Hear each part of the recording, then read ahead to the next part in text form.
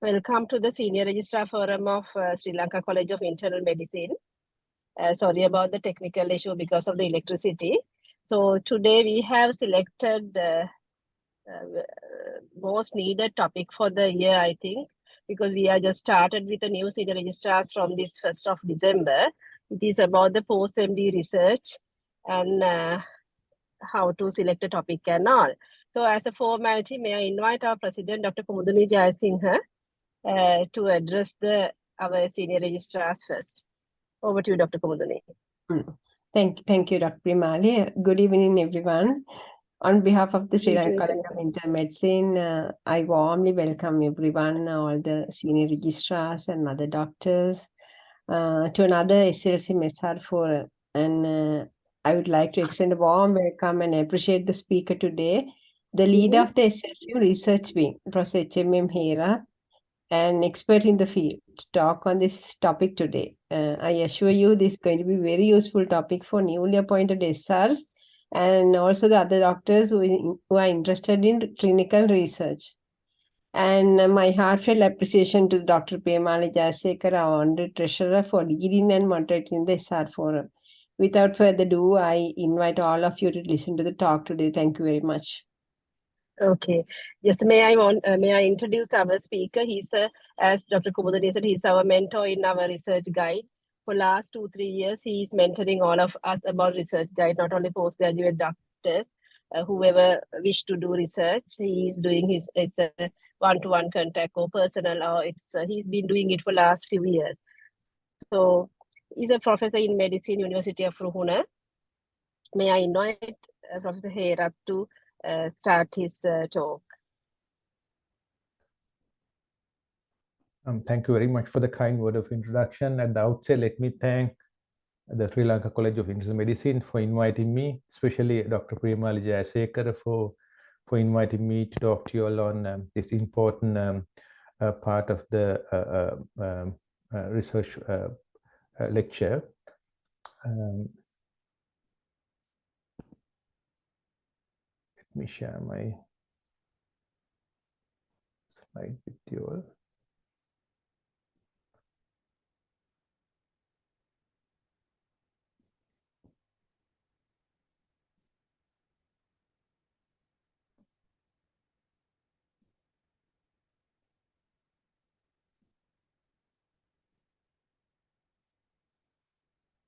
Right, I hope that you can see the slide. Yes, we can see. All right, yeah. Okay. Right, so what I would do is, so basically I'll be talking to you on MD research component, particularly I'll be focusing on to the selecting the research area and formulating the research questions. So next 45 minutes, so this is what I'm going to do. I'll be talking to you on about research in brief.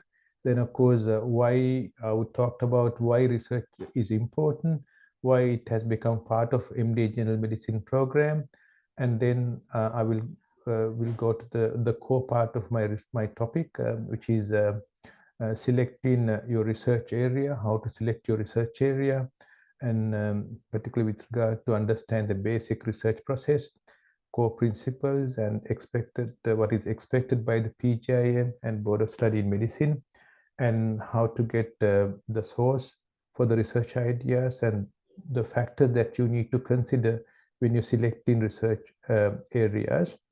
Then once you learn that part, we will move to the formulating research questions and objectives. And particularly, I will talk to you on how to use the framework to formulate the research questions. And also I would talk about how to match the research question to your study design. Then hopefully if you have some time, probably we'll have a brief session on question and answers also. So first and foremost, let me tell you what research is. I'm pretty sure that almost all of you have heard about this particular word, research. What is research? Research is a creative and systematic work to undertake to increase the knowledge. So as the name itself imply, it is one of the important thing when it's come to the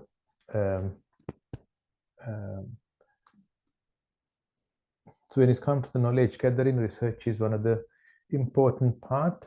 So as it's a creative, there's a creative component because you, by doing research, you're supposed to gain knowledge or increase knowledge.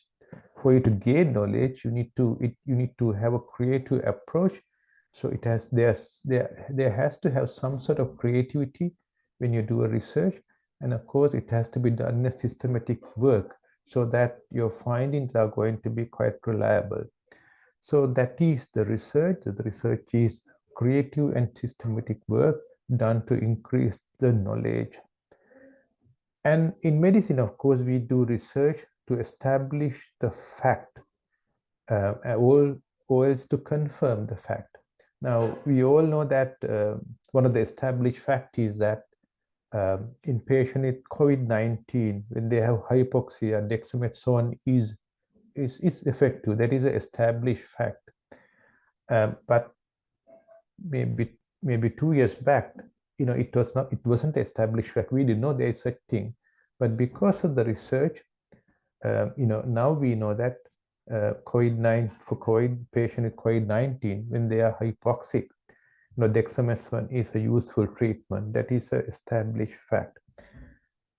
And also we do research to reconfirm the results of previous work.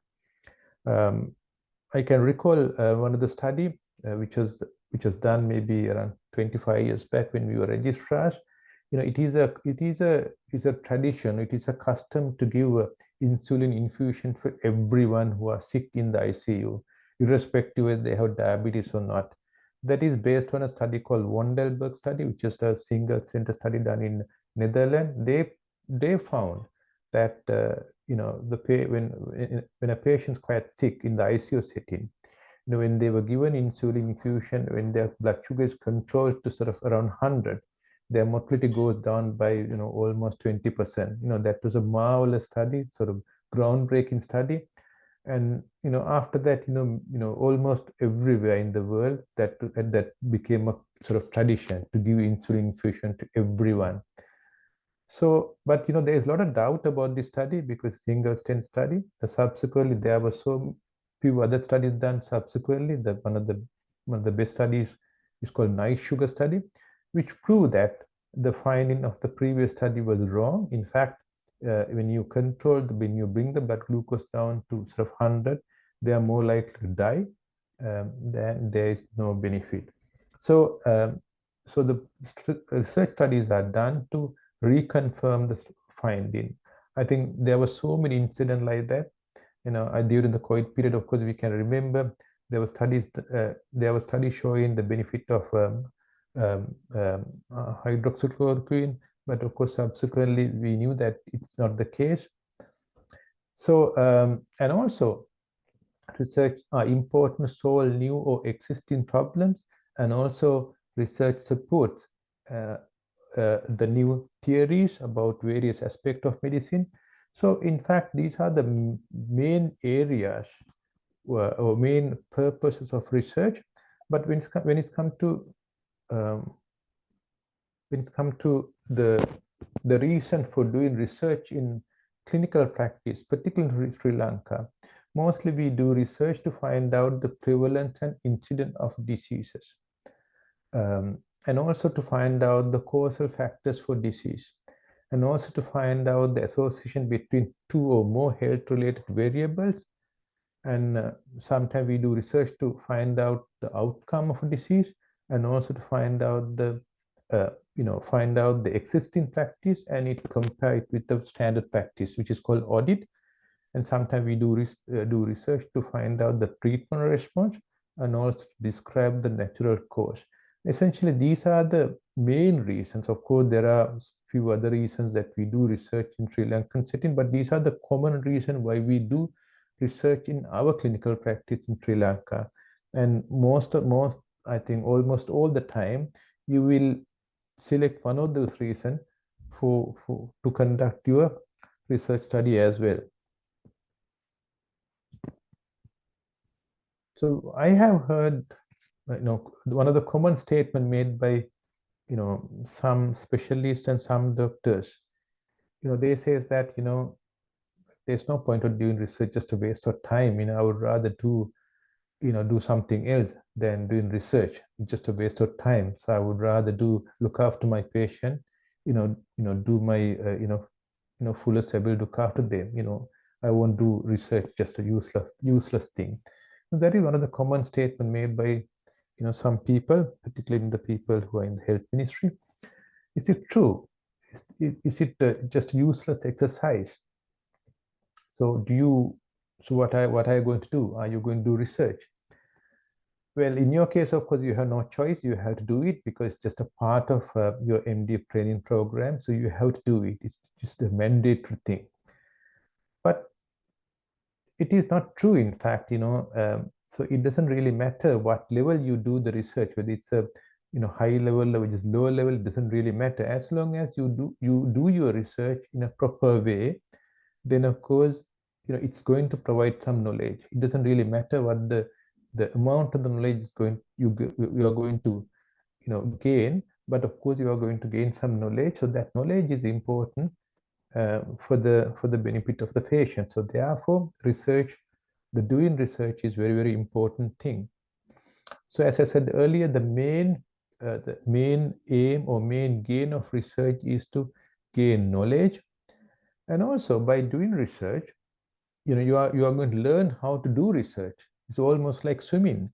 You can't learn swimming by just reading some books. You have to go to the water and you have to start swimming. And that is the only way that you can learn research. You have to do a research, and you have to do everything. You have to do all the aspect of research on your own. Then only you can learn research. So you do research to learn research.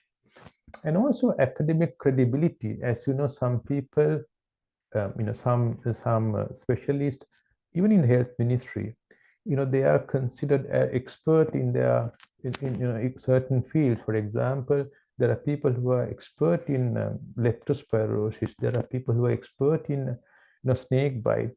They are expert because of the research or the interest that they have shown. So they are academically recognized.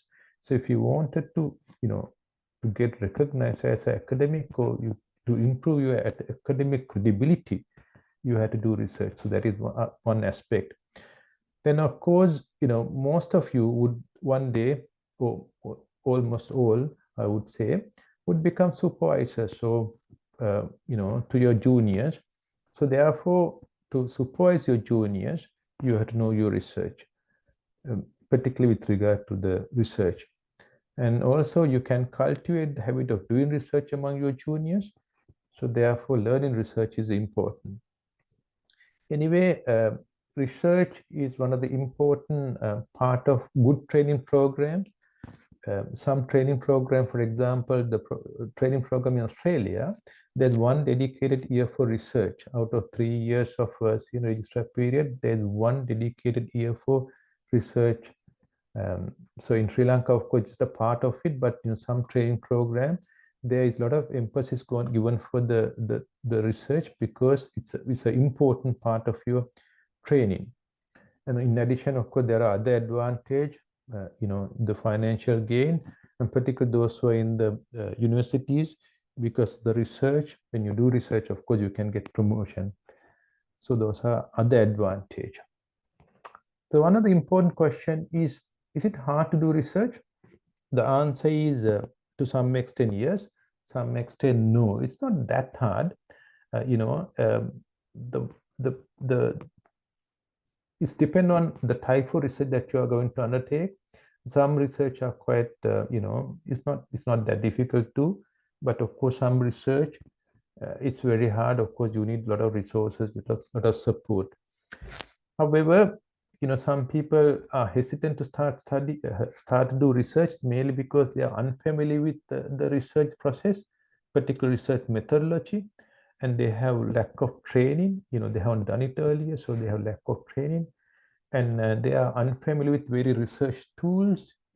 And sometimes they are not happy with governance. For example, they're not happy with ERC. They find ERC as an obstacle, and also the lack of support, particularly from seniors and the colleagues who are expert in the field, and also sometimes lack of funds, and also lack of time, particularly if they are full-timers working in the hospital doing on-calls, casualties, maybe prior practice. So finding time is quite difficult. So that is one of the obstacles for some people not doing research. So the type of studies that you could undertake are cross-section studies. I find that most of you would end up with doing cross-section studies because comparatively easy, and also it's a good quality study. You can do KP studies, which are called knowledge, attitude and practice studies, which in fact part of cross-section study. You can do audit, which are also quite good. You also can do experimental or longitudinal studies. However, these are you need to think about doability also. Within 1 year you won't be able to do it. So it's something that you cannot think at this stage. Case studies, of course, you can do, but of course, the quality of evidence is quite poor. So therefore, you should not undertake case studies as part of your research project. And also, it's very unlikely that the Board of Study of Medicine would accept case studies as a part of your research project. So therefore, it's not suitable for your research component. So when you talked about, when you think about research area, you need to think about the first and foremost, if you want to choose, when you select in an area, you need to know what's currently known and what's currently unknown about that research area, which is called background. And if you don't know something, if there are certain part of the research, or the certain part of the research topic is not known, how do you solve that area? That is called hypothesis. And how are you going to do that? That is called a research question. And what are the outcomes that you are expected to find? That is called objectives. And how are you going to achieve your objectives? That is called methodology. And what are the measurements that you are going to do? Those are called variables. So those are the few things that you need to think about when you undertake the research, when you think about research area in large. So let's move into the research project that you have to undertake. As I said earlier, it's a mandatory process. So you need to do it as a mandatory thing to complete your unless you can't, without a research project, you can't become board certified consultant. And also generally there's a deadline. So within a year you should be able to complete it. And also it has to be, when you undertake a research, you need to think about it has to be novel thing. It has not done before. There's no point of just repeat the same study again. There's no point of doing that. So it has to be novel, something new in your study that has to be there. And it has to be preferably it should be a clinical research with some direct impact for your patient management, preferably, but of course not essentially. It should have a scientific validity. Definitely there should be a scientific validity, and you should follow the accepted ethical principles when you're conducting the study. And also it should be done with organizational and financial constraint. And also it should be doable within a year, during your year of senior registrar period. So those are the things that you have to consider when you choose a research project. However, you need to understand that the research topic or research area is primarily decided by you, by the trainee.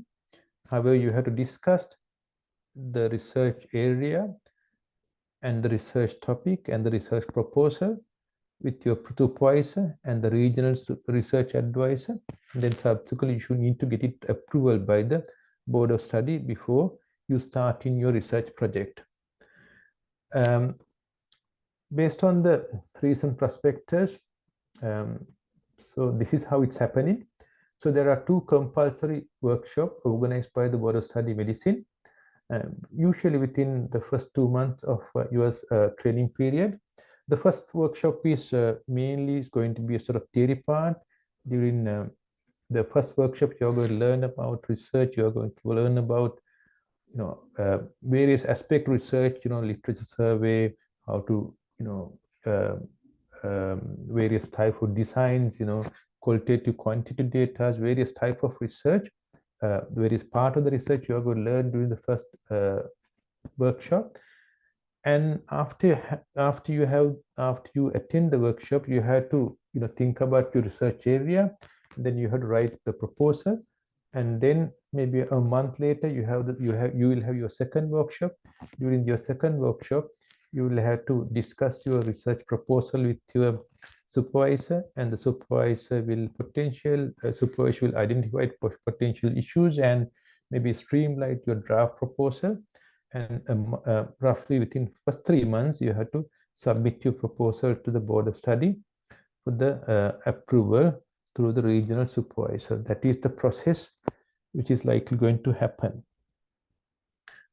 Right. So if I just talked about time frame, there will be 2 board of study. There will be 2 organized workshops organized by the board of study of medicine, and the first workshop is basically on the theory part of research, and the second is mainly to get the approval. So during first 3 months, you will have to submit the project proposal to board of study, and then during the second and third quarters, you will have to do the other things like getting ERC, ethical approval, and get necessary fund and starting collecting data. And the last 3 months, you will have to basically analyze the data and write your proposal, write your research project report, and submit to the board of study medicine to get it approved. So that is the time frame. Right. Let's talk about the core part of this topic, which is selecting the research area and writing the research, recognizing the topic and writing the questions. That is, in fact, should happen at the beginning, before you really embark on research pathway.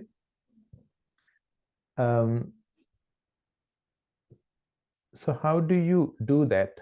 So suppose you are completely clueless about what you are going to do. I mean, that is the case in most of the situation. Of course, sometimes they are not really sure what they need to do.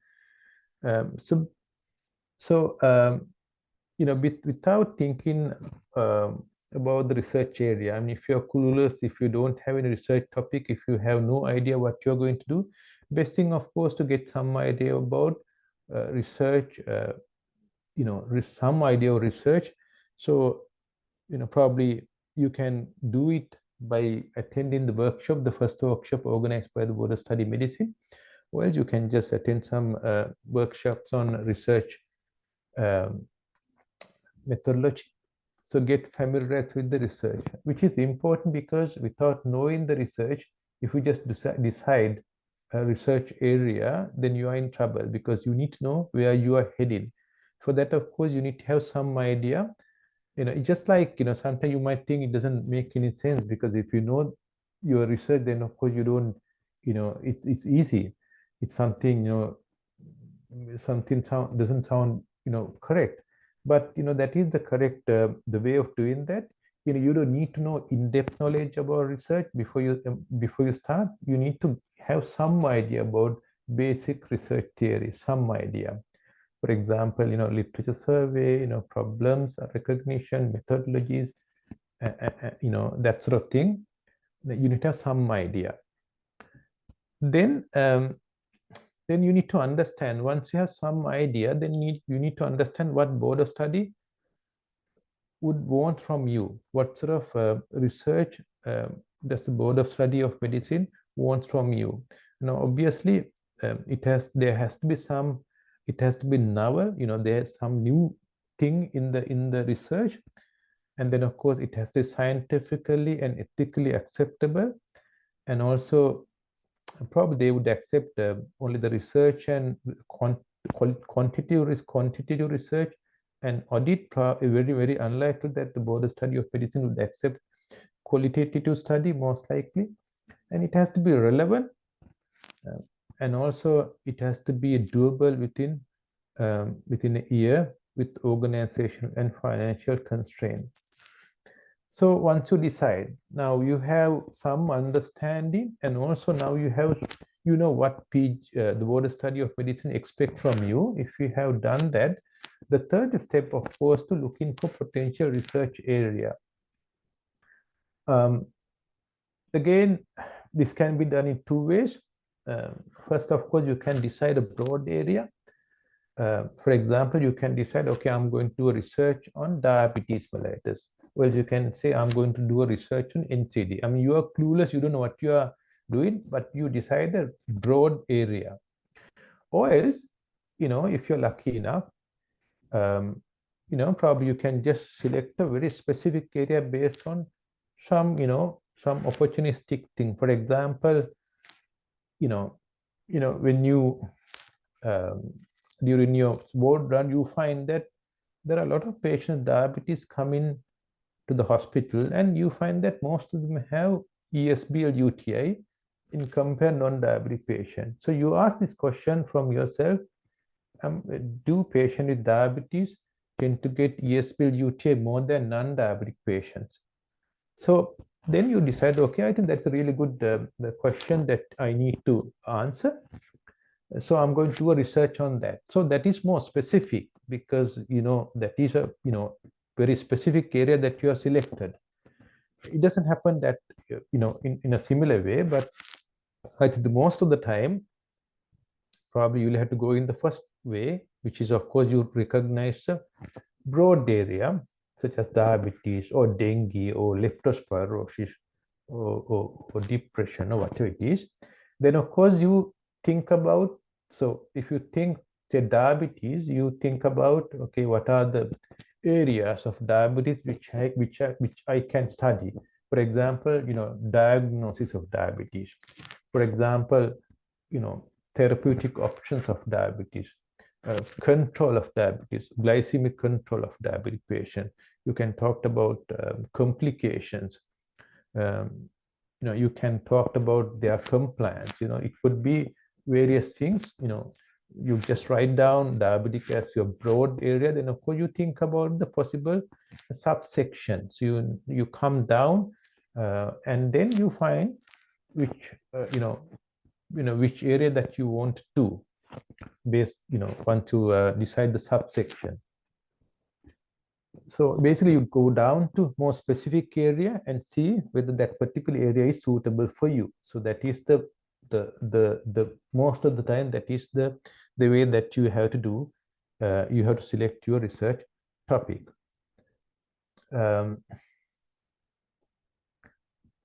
So in fact, when I start my research work, say back in in 2010, I had the same issue because I was clueless. Of course, I wasn't really sure what to do.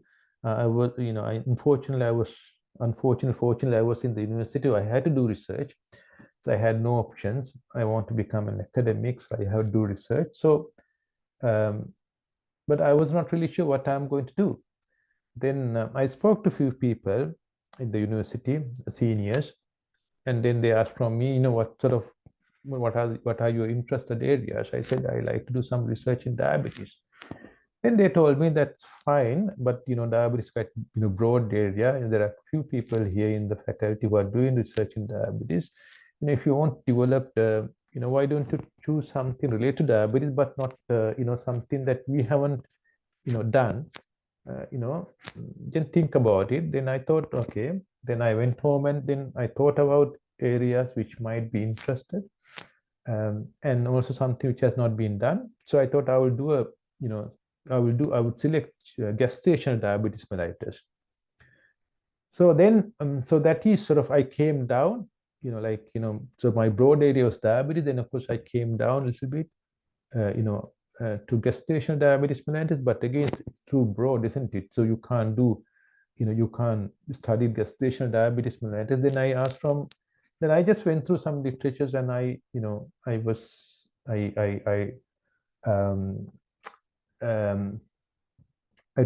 tried to sort of find the area of gestational diabetes mellitus. Then I thought probably I would do research on diagnosis of gestational diabetes mellitus as the most specific area. So that is how I ended up with this paper. So I did basically diagnosis gestational diabetes mellitus. So that is the following the first approach, selecting the broad area, then of course coming down to a specific area which can be which is suitable for research. So that was the first part that I approach. And this one, of course, I think all of you have heard about intermediate syndrome. So this paper was published by Professor Nimalse Nanayaka based on the patient that he has observed. And so, he observed that, there is a different clinical characteristic among patients with organose phosphate poisoners. So he came up with this research study and described the intermediate syndrome, which is, of course, like a second approach that I described earlier. And this paper also says this is also somewhat similar to the second approach, clinical profile of urinary tract infection in diabetic and non-diabetic. So, somebody might have observed that there is some difference between clinical profile of UTI among diabetic patients, non-diabetic patients. Somebody might have decided. So obviously the researchers wanted to investigate it by doing a research. So that is sort of more specific area based on their experience. So, so whatever the way, you have to decide the potential research area or the area that you can do research, whether you think about broad area or whether you come down with the more specific area based on your experience or based on your exposure. But you need to understand that good ideas can come from all kind of places. When you talk to your friend, your friend might give some idea. But whatever it is, you need to select something interests you. So there's no point of just doing a research which you don't like. So that is the most important thing. Select an area of research which interests you, which motivates you, which you think that you can continue on. And also you need to ask from yourself whether it's worth studying, whether there is any point of studying the thing that you want to study, whether it's just going to be useless exercise. So that is the third thing that you need to ask from yourself. And also, most importantly, do not select a research area which you are emotionally attached. For example, if you are vegan and if you believe that people who don't eat meat are healthier than other people, than the people who eat meat, then if you want to investigate that, it doesn't make any sense, because basically you are just trying to there is emotional attachment, you're trying to prove that, and obviously you are starting with a bias, so you're not going to do any justice for your research. So don't do anything, any research area, don't select any research area which you are emotionally attached, and you have to do it unbiased with an open mind. Then only you are going to get the proper results. And also you need to think about whatever the research that you're going to think, it has to be doable, and there's no point of planning a study which you can't do. I can remember one day one of my trainees came to me and asked me whether he can support me. Whether I can support him for his research. His research, of course, he wanted to see the factors or the factors associated with exacerbation of COPD, which seems to be quite interesting because his theory is that various people come to the hospital with exacerbation COPD, but we don't know the exact reason. He wanted to find it out. So which seems to be quite interesting study, but of course the question is doable because the most of the patients with COPD are diagnosed. The COPD is diagnosed based on the clinical parameters, not based on the lung function test. So it's very difficult to get lung function test. So without confirming the COPD, it cannot be done, because invariably you are going to select some asthmatic patient, some patient with other or airway disease, and you are going to spoil the whole the thing. So you're not going to get accurate results. So something not doable based on the available resources. And one person, I remember one person want to do a research on the pituitary hormone dysfunction among patients with snake bite, one of the senior registrar. But of course, we know that snake bites are quite uncommon in our part, like in Gold Dose. I mean, nowadays, the first and foremost. Second thing, of course, pituitary manifestation of snake bites are quite rare. So it's very unlikely that he would find 1 or 2 patients during that 1 year. So it's not based on this timing, it's not doable. So you have to think something doable, looking at all the aspects, whether it's something doable. And all it has to be culturally appropriate. And also, you need to consider interest area that would have good support faculty, that you would get good support from the seniors and the supervisors. For example, if you are one of the training goal area, Karapiti Hospital, probably you got good faculty support for areas such as leptospirosis, dengue, diabetes, and so on. So you need to think about that also when you choose a topic, because the input or the support that you receive from your supervisor are important. So it's good if you can select an area that they are also interested and they also have expertise. Then it's going to be easy for you. And also think about your desired career path. If you wanted to be a general physician with interest in certain area, for example, if you are general medicine specialist but interested in dyslipidemia, probably you can select something related to that field, so that you can go on your path even after you finish in your study. So those are the factors that you have to consider when you select research area. So once you select your research area, you have to make it a little more specific. For that, of course, you need to do literature surveys. Now you have a sort of broad area. Say, suppose you have selected dengue as your research area, or complication dengue as your research area, but that is not sufficient. You need to go down. So how do you do that? You have to do literature survey. So what is the best way of doing that? The best way of doing that is to read some review article. Because the review article, by going through review article, you are going to learn more about the area that you're going to study. And also in the review articles always talked about this research gap. Review article might say, it might say, for example, the complication, the rate of complication among females and the males are not well understood, or it is not known whether the males are more likely to get complication than females.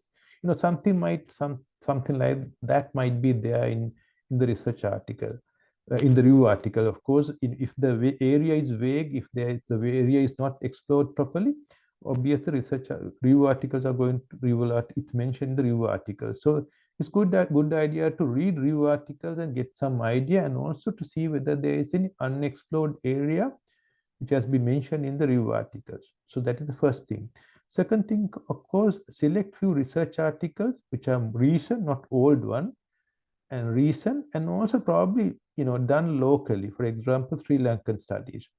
And these research articles will be useful for you to learn methodology and also to recognize the analysis and the variable that they use, and also probably the obstacle that they had to avoid when they do this study. But make sure that you would not do repetition. There's no point to doing the same study, but of course you are going to study these, you are going to go through these articles to get some idea, and mainly to recognize the research gap, the area which are not being explored earlier.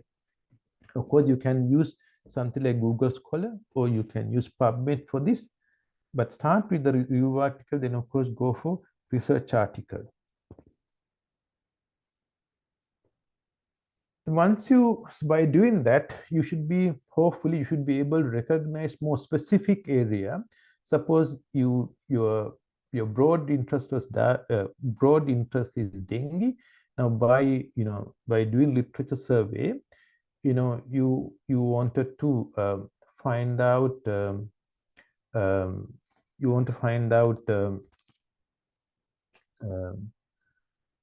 complication of dengue versus complication of dengue among, say you wanted to find out complication of dengue among young male adults or something like that, or complication among dengue among obese adults. So as a more specific research topic that you wanted to study. So for example, other example, GDM. So the broad area is GDM, and then of course the more specific area is diagnosed GDM. Then of course the ultimate sort of topic has to be something doable, something that you should be able to something that is going to make you interested, something hopefully will help you to achieve your career goals also. So the question is, how are you going to fine-tune your research topic, or the more specific topic? As I said earlier, you can do literature survey, and sometimes you can do what is called topic hunting. Topic hunting means basically you go through the research article that as a part of the literature survey and see whether that particular study can be done in your setting. For example, if there's a study done on knowledge, attitude and practice among patients with diabetes, say in India, to explore their knowledge and attitude and practices, you ask from yourself whether I can do it here in Sri Lanka, because the study which is done in India is not obviously valid to Sri Lankan setting, because our people are different, our people's ideas are different, our people's cultural setup is different, our people's practices are different to Indian people. So therefore, I'm going to do the same study here. So which is appropriate because it's not the repetition, but of course there's a bit of topic hunting, which is called contextual opportunities. So that can be done. That is quite accepted. So obviously, if you know the more specific area, you can do a bit of a topic hunting also if you wanted to be more specific of what you are going to do. So in fact, that is what I did. When I was looking for more specific area, so I did a bit of topic hunting, and I found that there's not a single study done in Sri Lanka on KAP among diabetic patients. So I did this study. Obviously, it's not repetition. Of course, we had to validate the questionnaire, and there were a lot of things we have to do. But of course, the studies which are done in the other setting were quite helpful for me to set up this study. And once you have come to the more specific research idea or the final stage, then of course your next step, of course, to convert your research idea into more specific research question. So what is research question? The research question is the question that the researchers ask to test the specific hypothesis. So as I said earlier, it has to be a smaller, testable thing. It cannot be a broader one because broader ones are not testable. And sometimes these these research questions are sometimes called as objectives. In fact, when you go through a research article, you don't have any research question there. And when you go through a proposal, you don't have research questions. Instead of research question, you have objectives and aims. And for example, the objective for research, research project or objective, when you read through a article, you might see the objective of the study is to investigate the prevalence of diabetes among urban population in Sri Lanka. So that is the objective. Of course, then indirectly what you're going to understand is the research question is whether there is any difference in the prevalence among patients in urban area compared to the people in the other areas. So that is the question, whether there is any difference in the prevalence among people who are living in urban area compared to people living in other areas, because there has to be a difference. Otherwise, the researchers would not do research on that field. So basically, when you go through a research article, you can get some idea about a research question based on the objectives also. So when you make the research question, of course, generally you have to follow what is called PICO format, and that is what I generally follow. There are different formats that you can follow, but the PICO format is quite easy. We will come to that in a while, 1 or 2 minutes time, I suppose. So let's go back to our research topic again. Suppose your broad area is dengue complication. Your more specific area is association of obesity with dengue severity. And of course, your specific research question has to be, are obese adults with dengue more likely to suffer from dengue hemorrhagic fever compared to non-obese adults? So basically, you have convert your research area or research interest into a question so that you can measure it. So without question, you can't measure. So that is why you make the research topic into a question. The question here is, are obese adults with dengue more likely to suffer from dengue hemorrhagic fever compared to non-obese adults? So that is obviously a question that you can measure. So let's see whether we can put that into a PICO format and see whether it is compatible. Now, PICO stand for P stands for population or patient or problem. In our patient or the patient or the group or sample that we are interested is obese adult. That is P. Then of course I stand for either intervention, or it could be E also, or exposure. Here our patient's exposure is dengue. Then of course C stands for comparison. So we are going to compare with obviously non-obese adult or patient without obesity. Then of course O stands for outcome, and our outcome is dengue hemorrhagic fever. So when you look at our research question, the research question follows the PICO format. So it's a good question and it's measurable. It's something that we understand and something very specific also. So then we read the question, we know what we are looking for.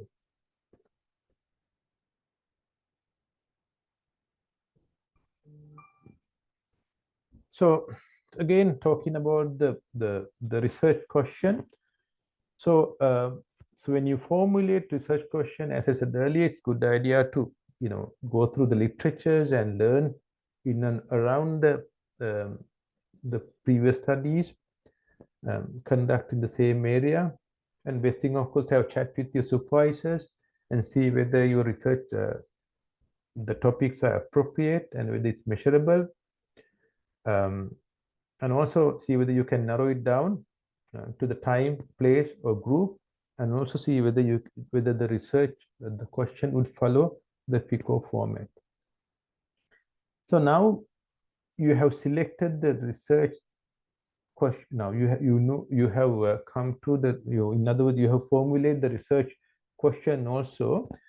The next last step, of course, you need to ask from yourself whether your research questions would tally with the research design that you are thinking. So that is very, very important, because you have to measure your research outcome. You have to measure it. Without measuring it, you can't proceed. So you are going to measure your research question. You are going to answer your research question by measuring it. So only way by doing following an appropriate research design. So how do you know whether the research design that you selected is appropriate? So the first and foremost, the most important question that you need to ask from you is, what is the aim of the study? If the aim is simply to describe the population, then of course you can use something like descriptive study, which are mainly in the form of case control or case series, just a description. So if you are interested, for example, describe the clinical features of dengue patients, probably you need to select, say, 10 patient dengue and describe the clinical features. Just a description, nothing else.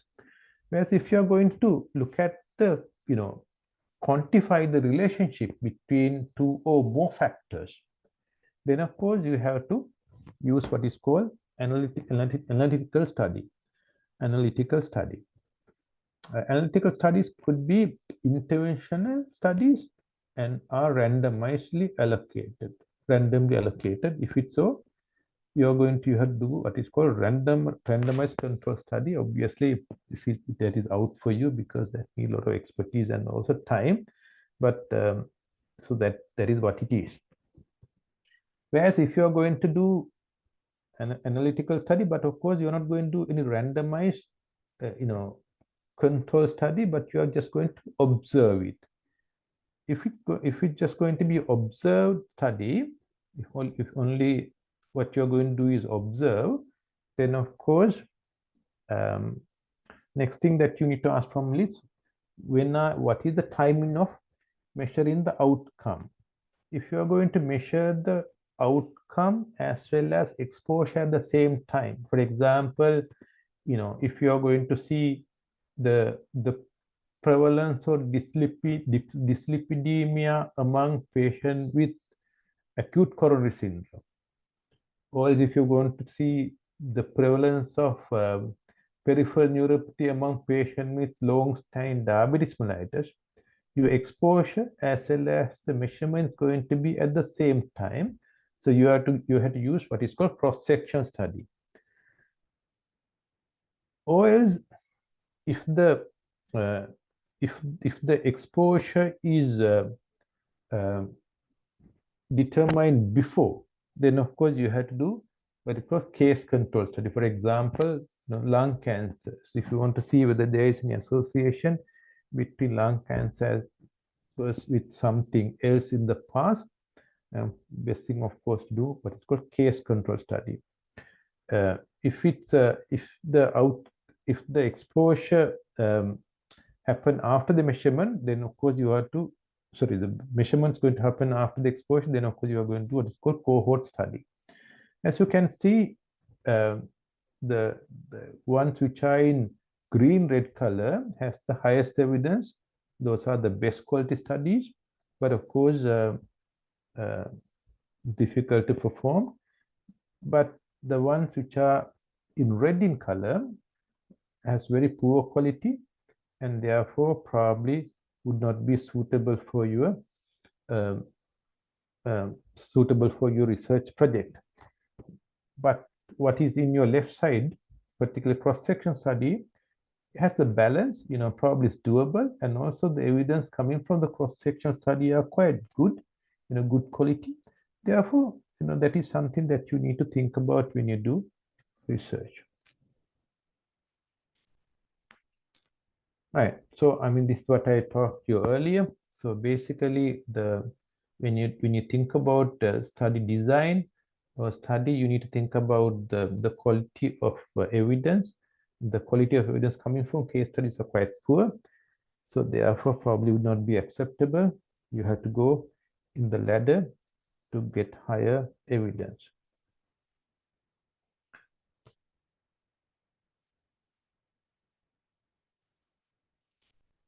The cross-section studies, of course, the advantages are cheap and simple and ethically safe. The disadvantage, of course, you can find the association, but of course you can't find the causality. For example, you can find the you find the association of diabetes with peripheral neuropathy, but you can't say that they got peripheral neuropathy because of diabetes. All what you can say is, 30% of the patient with diabetes mellitus has peripheral neuropathy, but you can't say these 30% develop the peripheral neuropathy as a result of diabetes. You can't come to that sort of conclusion. So you can just tell the association only. And then of course, recall bias is going to play a significant role here, as it's a sort of part of survey. Confounders may be there. You can't in randomized control study, because since you're going to randomize the study, you can eliminate the confounders, but you can't do it here. And then of course, group size may be unequal, so that is going to also affect your outcome of the study. Then of course, when it's come to the case control study, this is also something that you can think about. Case control study. Its case advantages, of course, it's quick and cheap, and also sometimes it's the only feasible method when it comes to rare diseases. This is the only feasible study. But of course, there are a lot of disadvantages. For example, selection bias can come into picture. Then, of course, recall bias can be there. A lot of confounders can be there. So those are the disadvantages of case control study. But when it comes to your research project, of course, you can think about case control studies, as well as you can think about cross-section study as a suitable study method. So I think we have come to the last slide. Just a small example. So basically, I just want to ask from you all, which study design would you adapt for this one? So it's like that. You recall a conversation from your medical school days with one of your favorite anatomy professors, saying that those who are really good at anatomy are more likely to become radiologists.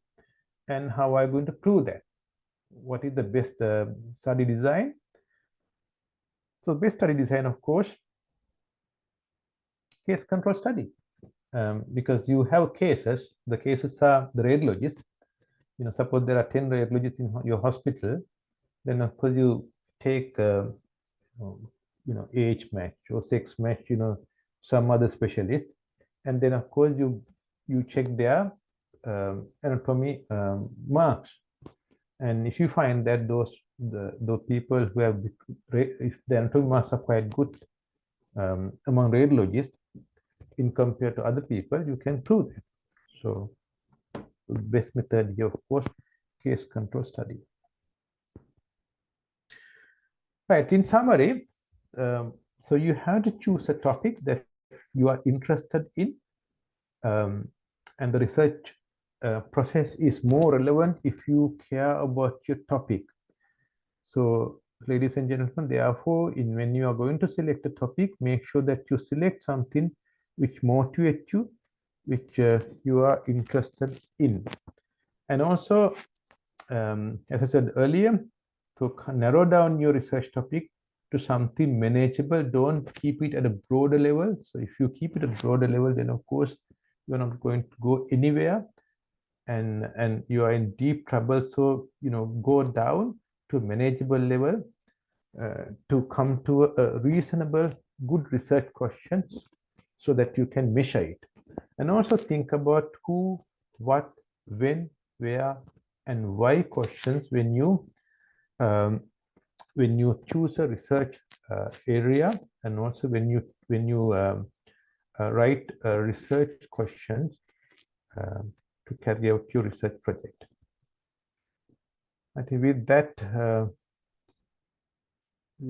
I have come to my slide, to the end of this presentation.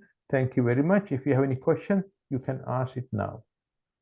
I think if you have, thank you very much, Dr. Professor Herath, for that very concise information about research and research questions. The viewers can actually, they can write in the chat box or Q&A about their questions.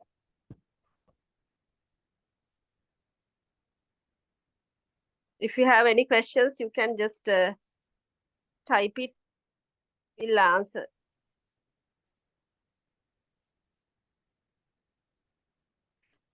There is a question.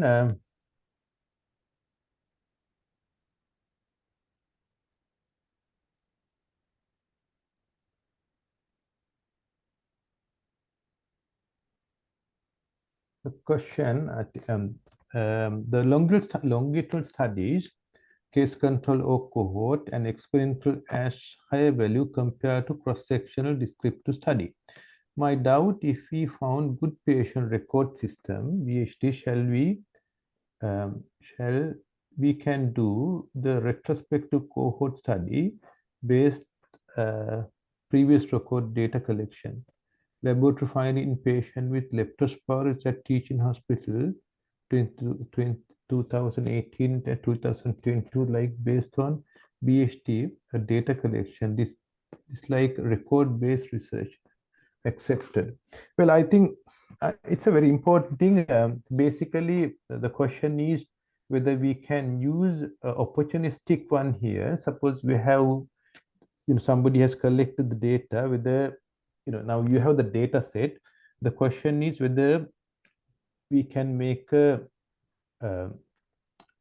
meaningful research question out of this data set, and then whether we can use this data set to measure that outcome.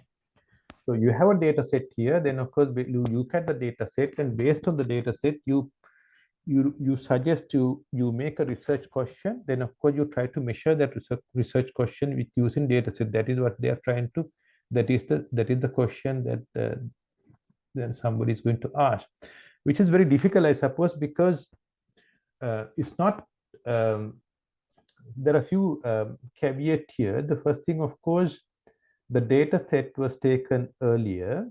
Then of course you are going to ask the question based on what is available. The question that you are going to ask is not perfect, because you basically are going to make the question which is going to suitable for the data set. Then of course then you try to answer that question using the data set.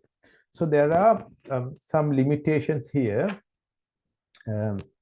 But of course, you can do this. You can do it. I mean, of course, I'm not going to say that you can't do it. You can do it, but it's not going to be a perfect one, as it is done subsequently.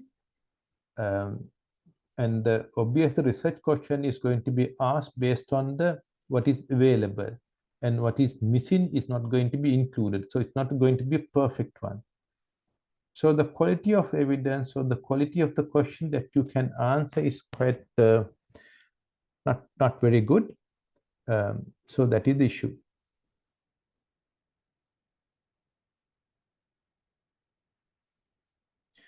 How do I choose the best research methodologies that fit my topic? Well, I would say, rather than the best methodologies, I would say the first and foremost, you have to think about the study design, which study design you are going to use. I think that is what I described earlier. You are going to, in broad, you are going to select descriptive study design or analytic study design. Then, of course, you are going to ask from yourself whether I'm going to measure the outcome at the same time, or whether I'm going to measure the outcome or the exposure and the outcome at different types. And then, of course, you decide the study design. You choose the study design, appropriate study design. That is what you have to do.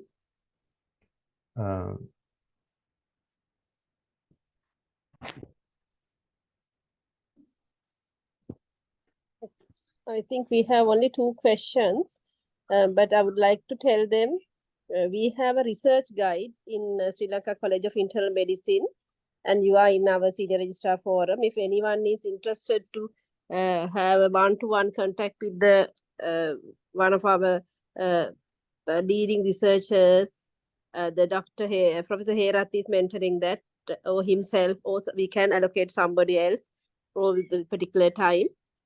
That, of course, we can do. Isn't it, Professor Herath? That's correct, yeah.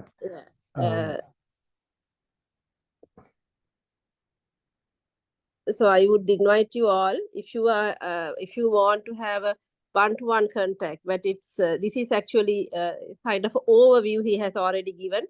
But once you start writing your thing, once you're formulating questions, so if you need help of any of the experts, we can provide within our college expertise. So just want to remind you that, and I want to thank Professor Herath for this very concise and interesting topic, and very timely one for these senior registrars. And you have in your almost midnight now, actually early morning, probably around 2 or 12:30 midnight or somewhere in the Melbourne. Thank you very much. And I want to especially thank Mr. Dishan Fernando and Gates Pharma. Actually, whole Sri Lanka is having a power failure this moment. They don't know at what time they will find out the fault. And Mr. Dishan himself has gone to the office and had generator and started this one. Luckily, our speaker is from Melbourne. Otherwise, I won't be able to conduct this. We all are joining with our phones and all. Thank you very much, Dr. Herath. Professor Herath. It's my pleasure. Thank you very much for inviting me again. Yeah, so I think we will be keeping this as a record. Then they can, because they have people who, if they want to listen later, we will post it in our website. Okay, thank you very much. Okay, thank you. Very good night to all of you.